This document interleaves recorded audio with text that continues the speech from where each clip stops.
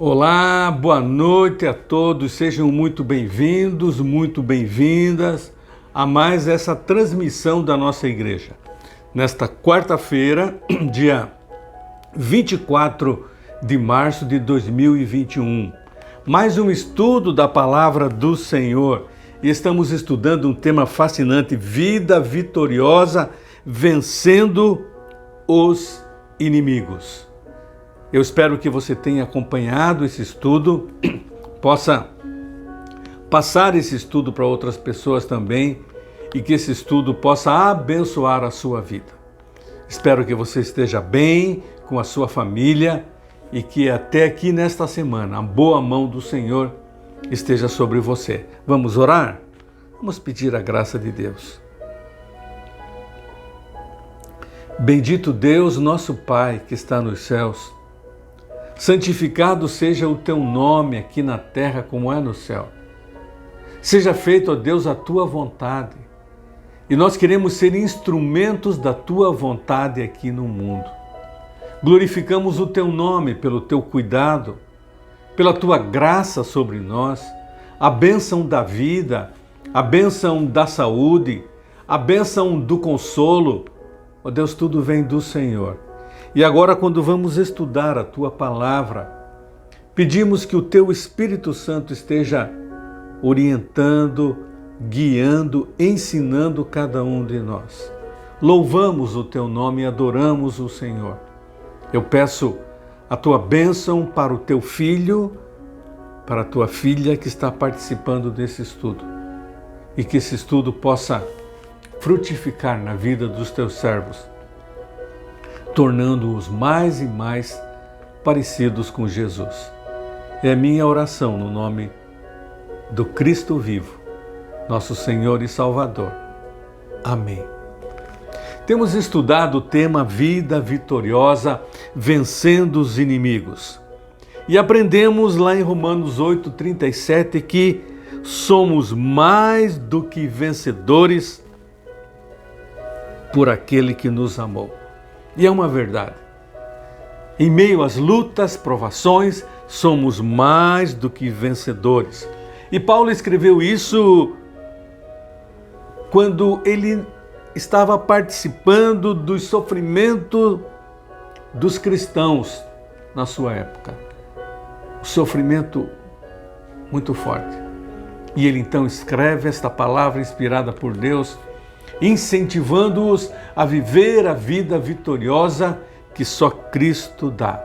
Agora, esta vida vitoriosa, para termos esta vitória, nós passamos por lutas e provações.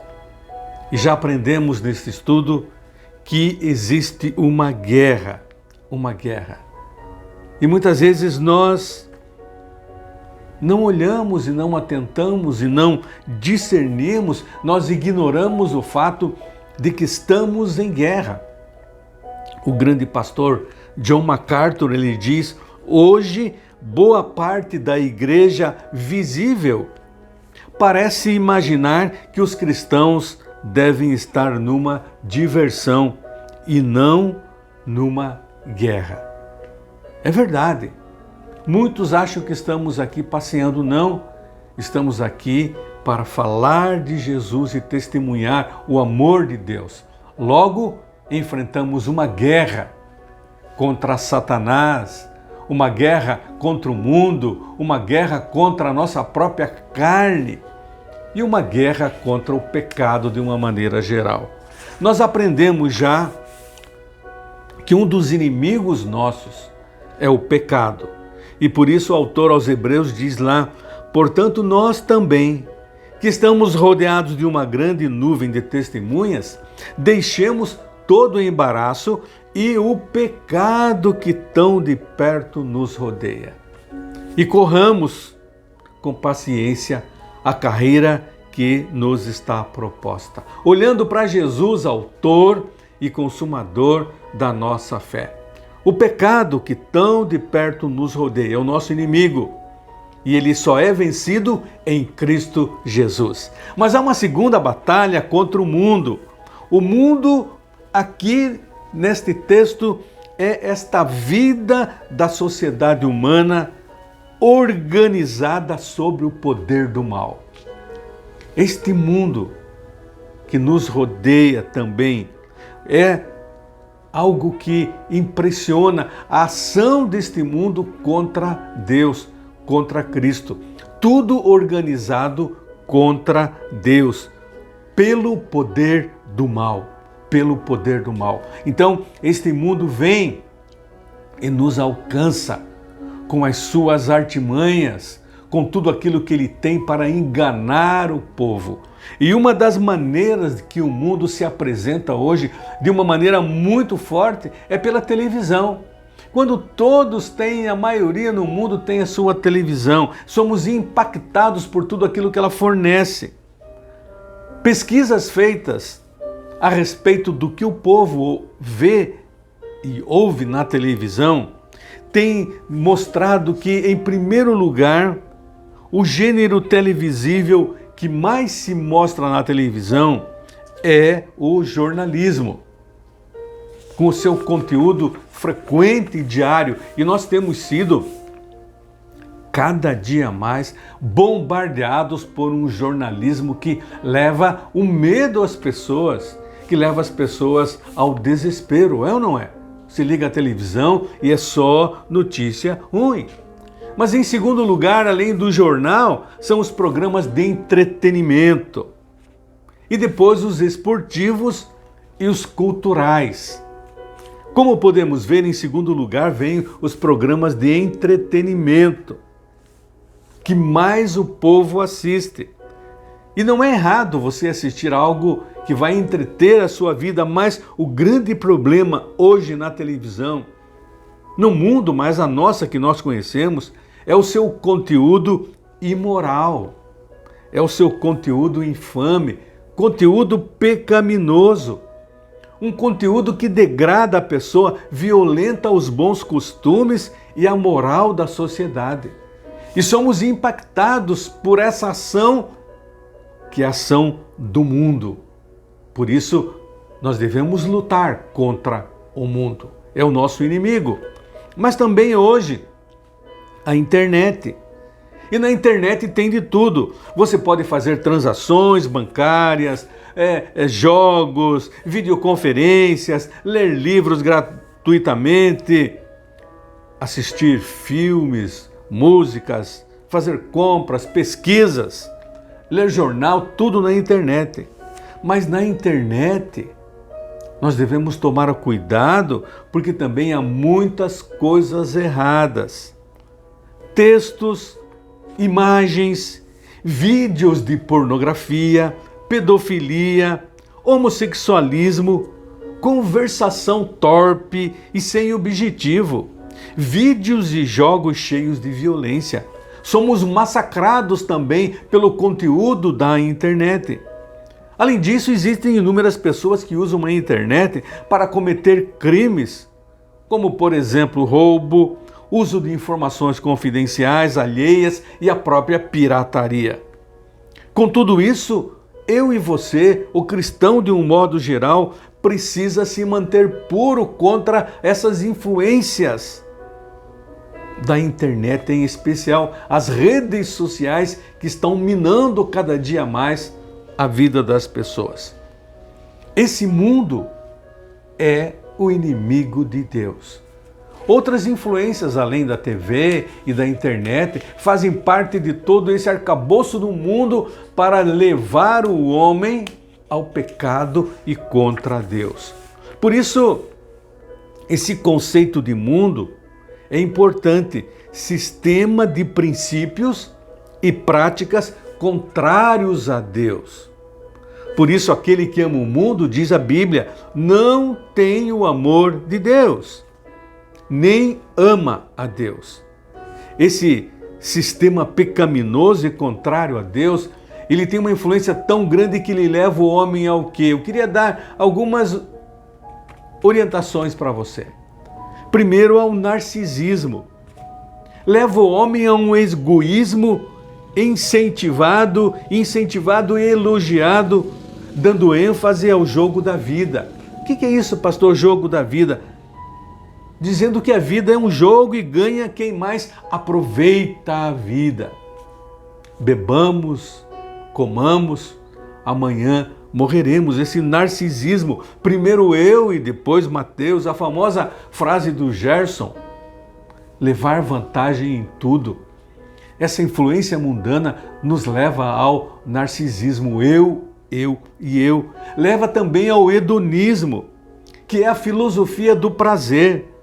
Doutrina que considera o prazer individual e imediato único bem possível, como princípio e fim da vida.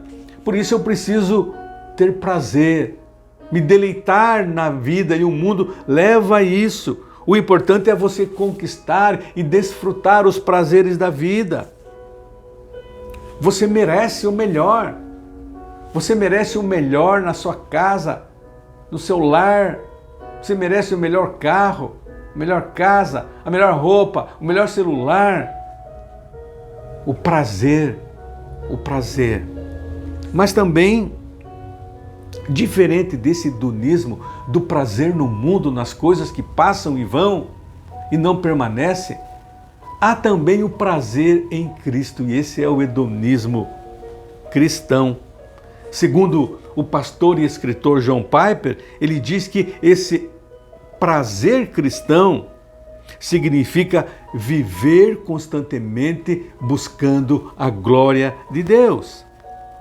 Entendendo que contemplar a glória de Deus significa a nossa felicidade, o nosso prazer. Por isso o salmista diz: antes tem o seu prazer, se deleita na lei do Senhor e nela medita de dia e de noite. Esse é o prazer do cristão, glorificar a Deus. Uma felicidade eterna, além desta felicidade do aqui e agora terrena, passageira e material, é o prazer em Deus. Você tem prazer em Deus? Nós devemos buscar o nosso prazer em Deus, nos alegrarmos em Deus e gloriarmos somente a Deus. Mas o mundo vai contra esta verdade e leva o homem a se gloriar nele mesmo, nos prazeres do mundo que passam. Mas também o mundo, com as suas influências, leva ao relativismo. É a teoria de que a base para o julgamento sobre conhecimento, sobre cultura ou ética difere de acordo com as pessoas, difere com os eventos ou com as situações. Cada um tem a sua lei, cada um tem o seu certo, o seu errado. Há uma desconsideração para com a verdade. No entanto, a Bíblia ensina os absolutos. A palavra de Deus é a verdade. Jesus disse: eu sou o caminho, a verdade. Mas o relativismo diz que tudo é relativo, nada é absoluto. O que é certo para você pode ser errado para mim, o que é certo para mim pode ser errado para você. Valores morais, familiares, religiosos, éticos. O mundo bombardeia cada um de nós dizendo que tudo isso é muito relativo. Não há uma regra fixa, não há valores absolutos. Toda esta ação do mundo, nós precisamos lutar contra ela. E frente a esta realidade, Tiago escreveu: adúlteros, vocês não sabem que a amizade com o mundo é inimizade com Deus? Se você compactua com as coisas do mundo, você é inimigo de Deus. Quem quer ser amigo do mundo, diz Tiago, faz-se inimigo de Deus. Deus e o mundo são extremos opostos. Onde você está, se você está com Deus, você não pode estar com o mundo. Por isso, João ele diz lá: porque tudo que há no mundo, a concupiscência da carne, a concupiscência dos olhos e a soberba da vida não é do Pai, mas do mundo. E como que este mundo nos atrai? E João, na sua primeira carta, verso 2, 15 e 16, ele diz isso. O mundo nos atrai. Por exemplo, ele diz ali a concupiscência da carne, os desejos fortes e descontrolados da nossa natureza carnal, adâmica, pecaminosa. É um termo teologicamente usado para expressar os desejos malignos, desejos contrários à vontade de Deus. Concupiscência. E ele diz ali então, concupiscência primeiro da carne, muito mais do que essa carnalidade e pecados sexuais, mas a carne é parte dessa natureza que eu e você temos, que herdamos de Adão. E na falta de Deus, e na falta da graça de Deus, essa natureza extrapola e vivemos assim contrários à vontade de Deus. Vivemos a favor do mundo, uma busca, por exemplo, descontrolada da riqueza. Não é de Deus, não é pecado você ter dinheiro. Alguém já disse, ganhe o máximo que puder, para que você possa dar o máximo também para ajudar as pessoas. Esse termo concupiscência da carne inclui sim os pecados da carne, sim, sexuais, mas também as ambições humanas.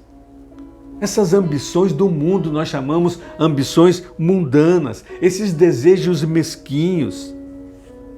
Estar sujeito aos desejos da carne é julgar tudo e todas as coisas segundo uma vida material, pensando só no aqui e agora. É endeusar os prazeres puramente humanos. É viver uma vida dominada pelos sentidos. Uma das coisas, fala em glutonaria, comer demais, a entrega ao luxo, a degradação do prazer, a cobiça, o relaxamento moral, egoísmo no uso das posses, cada vez querer ter mais, mais e mais. Alguém já disse que o desejo da carne é esquecido e cego, desatento para com os mandamentos divinos, o juízo divino, as normas divinas e a própria existência de Deus. Quando somos engodados e levados por essa atração, concupiscência da carne, estamos indo contrariamente à vontade de Deus e ao próprio Deus. Esse desejo da carne, ele é cego, ele é distraído para com os mandamentos de Deus, ignora a vontade de Deus. Graças a Deus, há uma solução para isso. A concupiscência, esse desejo ardente, é uma das coisas deste mundo que nós chamamos, no geral, pecado. Mas a graça de Deus nos dá o poder para dizer não contra ela, não contra o pecado, sim a favor de Deus, não para o mundo. A graça de Deus dá-nos poder para dizer não à concupiscência, a esse desejo. Por isso, Tito, no capítulo 2, no verso 11 e 12, diz: porque a graça de Deus se manifestou, trazendo salvação a todos os homens, ensinando-os para que, renunciando à impiedade e às paixões mundanas, olha só, paixões mundanas, vivamos no presente mundo, sóbria, justa e piamente, diz a palavra de Deus. Mas o mundo também nos atrai com o que nós chamamos a concupiscência dos olhos, essa atração pelas coisas que vemos. E é algo sério quando a Bíblia fala a concupiscência dos olhos, são essas tentações que vêm de fora para dentro. Amor pela beleza, separado pelo amor à bondade. É esse tipo de cobiça que vemos estampada na mídia maior, já falamos sobre a televisão. Essa sedução estética, você olha e quer ter, mesmo não podendo ter, mesmo não precisando ter. É a tendência de nos deixar seduzir pelo exterior, pela casca, ou seja, pela aparência superficial. Meus irmãos, os olhos são a porta do mundo para o pecado, para a carnalidade. O prazer na carne, ele só se concretiza depois de ter sido tramado pelos pensamentos. Primeiro, nós vemos, depois imaginamos, e somente assim nós vamos concretizar aquilo que vimos. É por este motivo que todo cristão precisa vigiar os seus olhos, para não imaginar e depois cair na tentação. Caindo na tentação, ele peca. E o salário do pecado, diz a Bíblia, é a morte. Por isso Tiago diz, cada um é tentado pela sua própria cobiça. Olha e quer ter mais e mais, quer ter aquilo que o outro tem, quer ter mais e mais, aquilo que nem precisa. Por isso, a cobiça dos olhos é algo tentador que você precisa ir contra, algo que o mundo coloca diante de você. Agora, quando somos bombardeados pelos desejos da carne, do homem adâmico, pecador, quando somos bombardeados pelos desejos dos olhos, olhar e querer ter tudo, o que acontece? Acontece a soberba da vida, que é a outra parte que o texto bíblico nos mostra.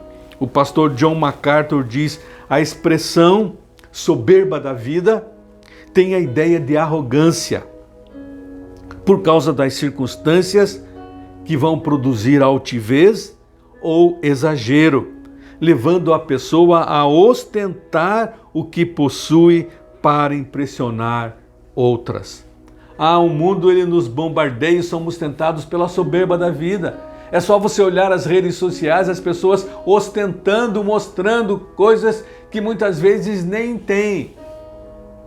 Bens que estão pagando em 20 anos, mas ostentando. Isso é soberba da vida. E a soberba da vida faz com que, em vez de gloriarmos a Deus, nós nos gloriamos a nós mesmos. Isso é pecado. Isso Deus não se agrada. É uma vida orientada pelo poder, pelo status, querer ser mais do que os outros, superestimar a si mesmo. Pessoas altivas e não humildes, como a palavra de Deus diz, orgulhosas, excessivamente orgulhosas, arrogantes, presunçosas. E a palavra de Deus vai totalmente contra isso quando diz em Provérbios 16, 18, o orgulho vem antes da destruição, o espírito altivo antes da queda. Por isso a Bíblia é muito clara: aquele que se humilha, Deus exalta. Mas aquele que se exalta, Deus humilha. A concupiscência da carne, meus irmãos, a concupiscência dos olhos e a soberba da vida. Possivelmente esta soberba da vida é a mais difícil. É essa arrogância, essa vanglória, endeusar-se a si mesmo, essa ostentação pretensiosa, o desejo de brilhar mais do que os outros e, na verdade, de ofuscar os outros com uma vida de luxo. Isso é contra a palavra de Deus. A Bíblia diz que os homens que se tornam soberbos, se colocam no lugar de Deus, eles se tornam os seus próprios deuses. Tudo para engrandecer o seu próprio eu. Satanás, ele quis ser mais do que Deus.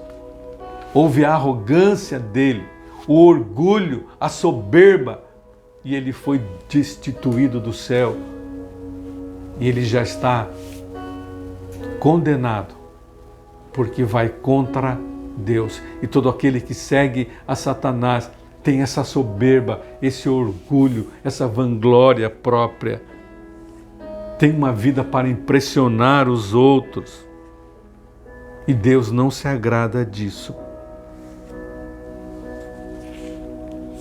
Os soberbos, a concupiscência dos olhos, da carne, a soberba da vida, levam as pessoas a se exporem, a se colocarem, a aparecerem. Isso é muito normal e comum hoje nas redes sociais. As pessoas aparecem, mas só mostram as coisas boas e bonitas, não mostram as coisas ruins, é ou não é?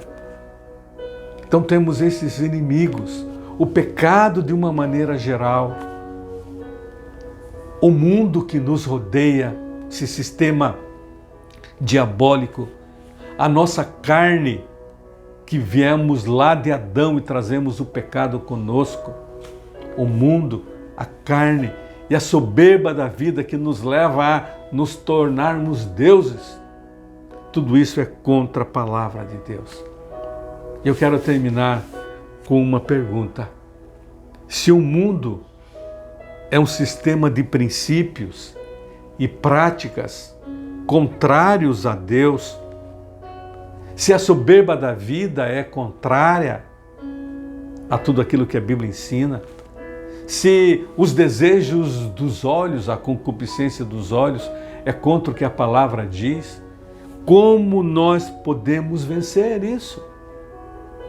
Se há uma guerra, se há uma luta, como nós podemos vencer isso? E no próximo estudo nós vamos ver isso. E eu só quero deixar ao término desta ministração o texto de Paulo aos Efésios 6, 10 a 18, que diz: quanto ao mais, sede fortalecidos no Senhor e na força do seu poder. Essa é a maneira de vencer tudo. Revesti-vos de toda a armadura de Deus para poderdes ficar firmes contra as ciladas do diabo. Porque a nossa luta não é contra o sangue e a carne, e sim contra os principados e potestades, contra os dominadores deste mundo tenebroso, contra as forças espirituais do mal nas regiões celestes. Portanto, diz o texto, tomai toda a armadura de Deus para que possais resistir no dia mau. E depois de terdes vencido tudo, permanecer inabaláveis. Estai, pois, firmes, cingindo-vos com a verdade e vestindo-vos com a couraça da justiça. Calçai os pés com a preparação do evangelho da paz, sempre colocando o escudo da fé, com o qual podereis apagar todos os dardos inflamados do maligno. Mas ele continua: tomai também o capacete da salvação e a espada do Espírito, que é a palavra de Deus, com toda a oração e súplica, orando em todo o tempo no Espírito, e para isto, vigiando com toda a perseverança e súplica por todos os santos. Que texto fantástico! Aqui está a receita para vencermos o pecado. Aqui está a receita para vencermos o mundo. Aqui está a receita para vencermos a concupiscência da carne, a soberba da vida, a concupiscência dos olhos. Por isso a Bíblia diz: somos mais do que vencedores por aquele que nos amou. Eu e você somos vencedores, mas precisamos lutar, estamos em guerra. Os inimigos você já conhece. Vamos ver no próximo estudo as armas que Deus coloca para nós, mas acima de tudo, o Deus poderoso que está conosco. Que esse estudo abençoe a sua vida, esse é o meu desejo. Que cada estudo nas quartas-feiras possa abençoar você, você possa crescer na graça, crescer no conhecimento de Deus e assim, a cada dia, estar mais parecido com Jesus. Vamos orar. Obrigado, Pai, pela Tua palavra. Ela nos anima, ela nos incentiva, ela nos mostra que somos vencedores. Vivemos no mundo, mas não somos do mundo. E o Senhor está conosco e podemos vencer. Eu peço a Tua bênção sobre o Teu filho, a Tua filha. Quem sabe com lutas, provações, que o Teu poder, ó Deus, se manifeste na fraqueza do Teu filho, que o Teu poder se manifeste na fraqueza da Tua filha e ela possa testemunhar da vitória em Cristo Jesus. Abençoa-nos no restante dessa semana. dirige-nos em tudo, livra-nos do mal, livra-nos deste vírus, livra-nos de tantas coisas que atrapalham a nossa vida cristã. É a minha oração no nome de Jesus. Amém e amém. Que Deus abençoe a sua vida. Você tenha um restante de semana abençoado. Queria lembrar você que nos domingos pela manhã temos estudos também ministrados aqui da minha casa. Nos domingos à noite temos o culto celebrado na igreja, por enquanto só online. Vamos aguardar as novas instruções do governo. E queria lembrar você que todos os dias de segunda a sexta temos a nossa sala de oração, às 8h30 da noite. Venha orar conosco e creia, Deus vai abençoar você. Uma boa noite, que Deus assim nos abençoe.